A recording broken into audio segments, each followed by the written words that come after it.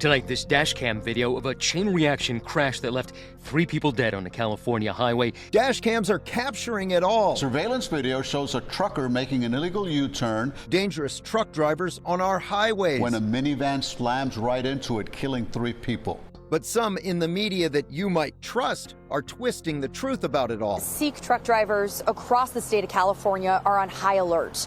Are the lies about our big rig drivers making you nervous on the road? Well, we happen to have a truck driver on staff. Bob is our resident truck driver, Trucker Yes. Bob. Trucker do Bob, you know how many of these accidents have happened so far involving illegal immigrant drivers? I mean, nobody knows exactly how many, but I know that there have been a lot, and there's been a couple of the 2 highest profile ones lately. You have the most recent one. They had a dash cam video from inside that guy's truck, and he just plows into stop traffic. And I have seen this myself. Like, if you're not paying attention and traffic starts to slow down, you are going to be in big trouble because it takes so long to slow down your truck. And this guy, he says he fell asleep. It's not like that's a good, if he did fall asleep, that's almost as bad as being under the influence. And then, of course, there's that other guy in Florida who wasn't, as far as we know, wasn't drunk or anything, but he just made an insanely illegal U-turn across all lanes of the Florida Turnpike, blocking everything with his trailer, and that car plowed under his trailer and killed 3 people. So those are the 2 highest profile ones lately. And how much does your truck weigh fully loaded? 80,000 pounds is the maximum for a normal load.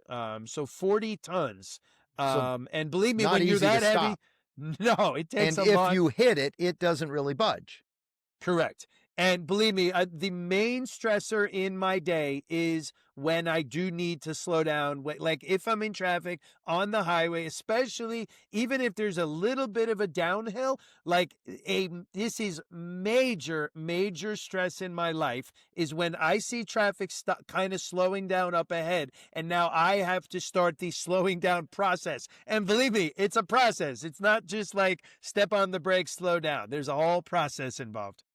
Well, look, so what we do is we cover what the media does, and we call out their BS is basically what we're doing right here on the Barrett Baxa podcast. And we're going to start with this one. This is a BBC article, and I want to show you the headline here. It just says, "After fatal crash, Sikh truck drivers in the U.S. fear backlash." So suddenly, so there's this victim group. Why do we need a victim group here about 2 crashes that involve illegal immigrant truck drivers who should not have their trucker driver's licenses? Correct. Because the left, I mean, the media, which is the left, they're the same thing. They are constantly looking for, let me make a victim out of one of our preferred groups. And it was just like 9/11. On 9/11, it wasn't that 3,000 Americans were dead. It was that the rise of Islamophobia. That was the problem. Right. And here, it's not that people died because of these drivers. It's that other guys who have nothing to do with this, nothing other than they are from the same region of India or whatever, might be worried about what? What are you worried? I heard that some white guy crashed his car on the highway and he killed like 6 people. And now as a white driver, I'm very nervous as a white driver. I'm just worried. I'm not sure why, but I'm very nervous as a white driver. Yeah, it's like the connection Mandami makes about his aunt that doesn't exist being his fake feeling aunt, nervous on the subway wearing her hijab. Nothing even happened to her, and she's just the victim because she felt nervous herself. Well, that's an internal thing, and that's the same thing going on with these drivers. And I think it's the journalists that are pushing them. My guess is that someone in the newsroom said, "Hey, why don't we call?" These were both Sikhs, and if you don't know what a Sikh is, it's kind of a religious minority in India, and that there's a community here, and apparently By the way, this was surprising. This is part of that BBC article. It says that there are approximately 750,000 Sikhs in the United States, and about 150,000 of them are working in the trucking industry, mostly as drivers. That's surprising because that's like a fifth of the whole population. So they must really like truck driving. They do. And I see these guys every day, every single day. They're so easy to spot because they wear turbans. And in fact, they were another sort of. Is that what you call it? Story. Is it a turban, or is there another word for it? I'm sure there is another word. I call it a turban. And another aspect of 9/11 is that there are a lot of Sikh taxi drivers in New York City who clearly, obviously, they wear the turban. And a lot of them, I remember back then on 9/11, they put signs in their cab saying, "I am not Islamic." You know, I think these guys are Hindu. He was like, "I am not Islamic. I'm not Arabic. I'm Sikh. I'm Indian. I had nothing to do with 9/11. Like, these guys kind of felt then. And that, I sort of see that. But, there are a lot of these guys out there, and if you're legal and you speak English, you have absolutely nothing to worry about. Like, backlash from who? You're in a truck. You're by yourself in your truck. Who's going to backlash you? Like, a car? Is a car going to flip you off? Like, where's the backlash even going to come from? Yeah.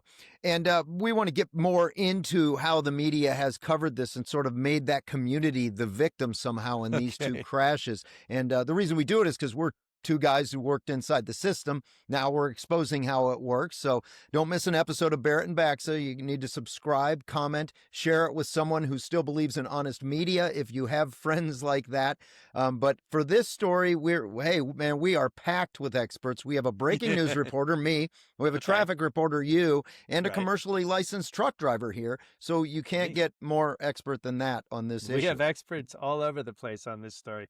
All right. So show what this state. Yeah, clearly they wanted to make a victim out of these guys. Yeah, and we're going to kind of do a masterclass on reporting here. And one story from the CBS station in Sacramento says it all. We're going to do a start-stop on this, and we're going to give you our comments. So, Bob, call it out anytime you want me to stop this tape. Okay. All right. The impacts of these deadly crashes stretching beyond Florida or Southern California. Anti-Sikh rhetoric spiked, but legally working Sikh drivers say they're just safely doing their jobs. Your reporter Madison Keevy is live for us with answers from a Sikh community leader on the growing threats and harassment he fears may force good drivers to just quit. Right, Madison? Right, Marley. Sikh truck drivers across the state of California are on high alert. They're the backbone of this industry. Wait, stop right there.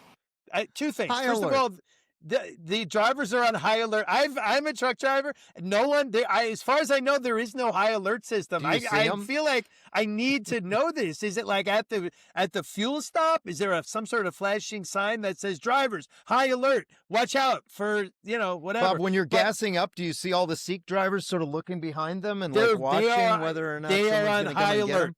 Yes, they are on high alert. I see that they're on high alert. And if you go talk, they're like, what do you, like, they're very scared because of the high alert status. But the thing that the anchor said that cracked me up was the anti-Sikh rhetoric. They fear that the anti-Sikh rhetoric may lead to, so in other words, absolutely nothing has happened, but we in the media we're trying to make up a possible thing that might happen. That's what they're doing here.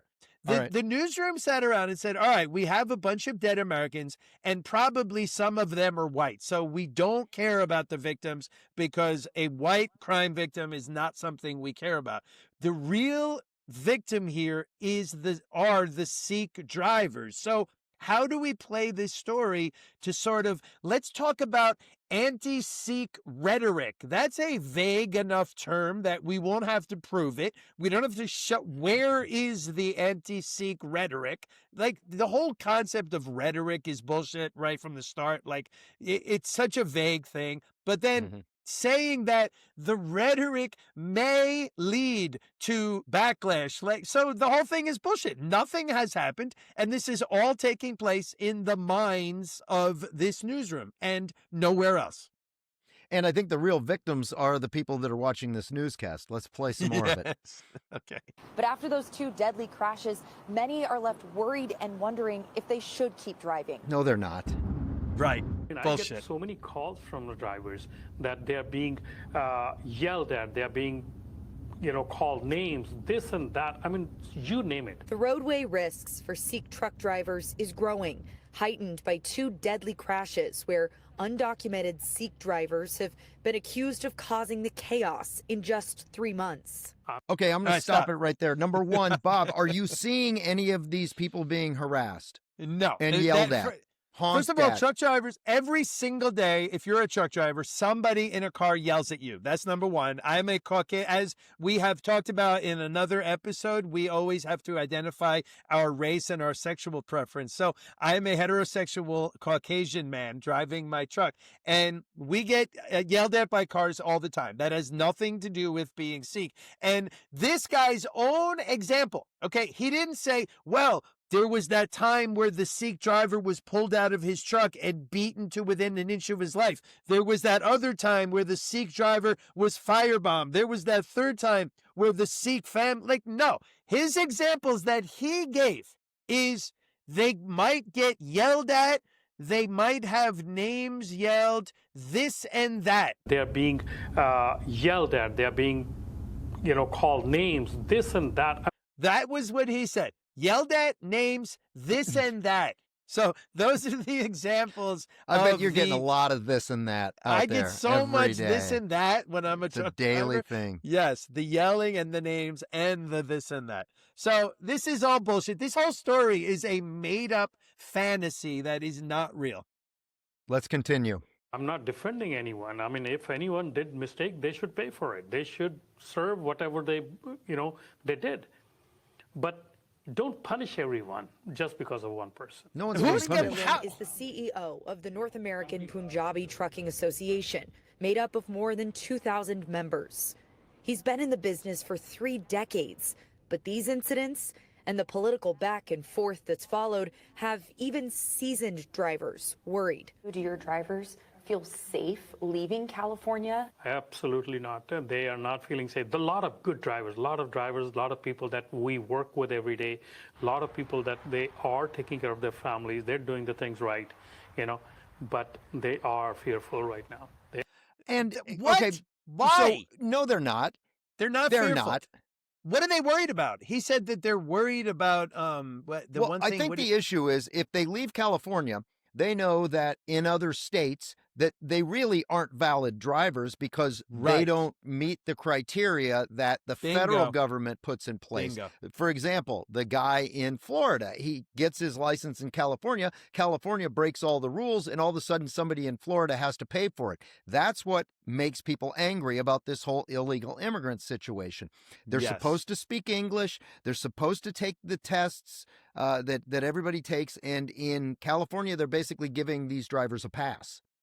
Correct. And so if that's the issue, which this report is not trying to even get into that's a whole separate issue that this reporter and this station wants nothing to do with because this is very, very inconvenient to the left. But a normal driver what are they worried about and what's going to happen to them? What atmosphere? It's all BS. There's no atmosphere. There's no worry. What would you even be worried about? And the whole English speaking thing, this has been on the books for decades, since the 40s. And from what I understand, cops literally keep a copy of The Cat in the Hat. And they ask you to read out loud from The Cat in the Hat, which is a book geared towards like kindergartners that just learned how to read. If you are driving an 80,000-pound truck and you can't read Cat in the Hat, how are you going to read a message board or a road sign? I mean, obviously you would not be able to. So you shouldn't be on the road. It's as simple as that.